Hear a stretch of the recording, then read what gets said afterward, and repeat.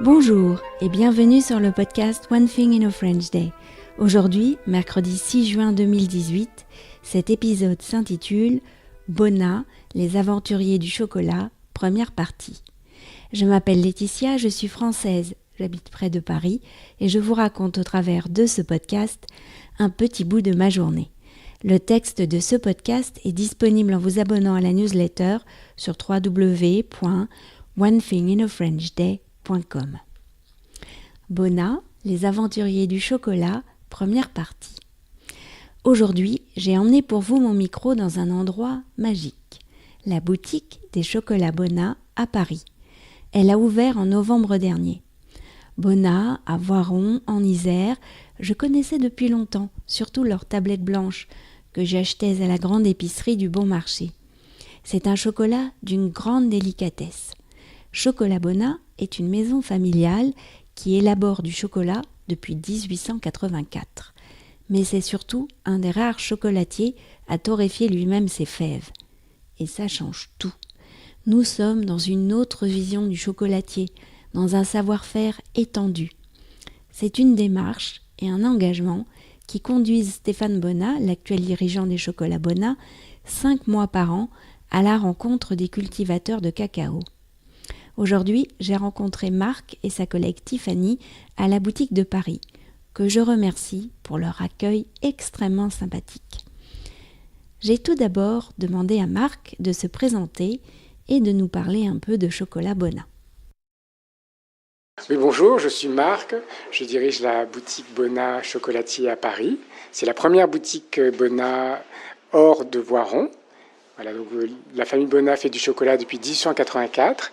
Ils ont une grande boutique à Voiron, mais ici c'est leur première boutique hors de leur fief. Voilà, donc tous les chocolats sont fabriqués à Voiron et la famille Bonna a le statut de grand maître chocolatier, c'est-à-dire qu'ils travaillent à partir de la fève.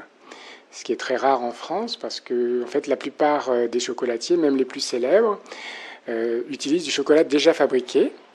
Donc ils ne font que en fait ils aromatisent et après ils font du packaging en fait. Alors que Stéphane Bonna, lui, il va chercher les fèves dans le monde entier. Bon, plus en Amérique du Sud qu'ailleurs, parce que c'est vraiment son terrain de prédilection. Il aime beaucoup ce continent, il est hispanophile et hispanophone surtout.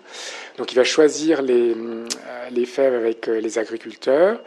Et des fois, il va même relancer une culture de cacao qui a disparu, par exemple comme le Marañón qui a failli disparaître et qu'il a retrouvé par hasard et qu'il a refait travailler par des agriculteurs là-bas.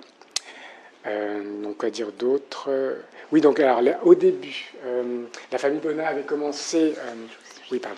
Donc la famille Bonna avait commencé avec, comme tout le monde, comme tous les chocolatiers, en fait faisait des assemblages de grands crus de cacao du monde entier, un peu comme pour le champagne, pour arriver toujours au même goût de chaque grande marque de chocolat.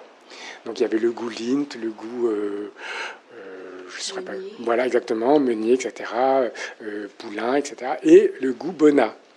Donc à l'époque, c'était des chocolats à 65% de cacao et c'était un assemblage de grands crus, des grands crus un peu corsés, ce qui fait que même le 65% chez Bonna, il a un petit caractère quand même. Donc, et après, monsieur Raymond Bonna, le papa de Stéphane, qui était assez féru d'œnologie, il adorait les vins, donc il s'est dit, après tout, le cacao, ça devrait être comme les cépages. Exactement, il y a des terroirs, donc on devrait les respecter. Et donc, ils ont créé en 83 les 8 grands crus classés par pays. Donc là, c'est les tablettes en papier blanc. Donc ça, c'est les grands crus historiques de monsieur Raymond Bonna. Et les autres tablettes sont arrivées un peu plus tard, les tablettes colorées. Et là, c'est plus, effectivement, c'est plus axé sur l'Amérique du Sud. Parce que là, évidemment, c'est là où le cacao a été découvert. Donc, c'est un peu logique qu'on ait beaucoup de pays d'Amérique du Sud. La suite de cette rencontre, demain. One Thing in a French Day, c'est fini pour aujourd'hui. Vous pourrez retrouver le début du texte de ce podcast ou vous abonner à la newsletter sur www.onethinginafrenchday.com.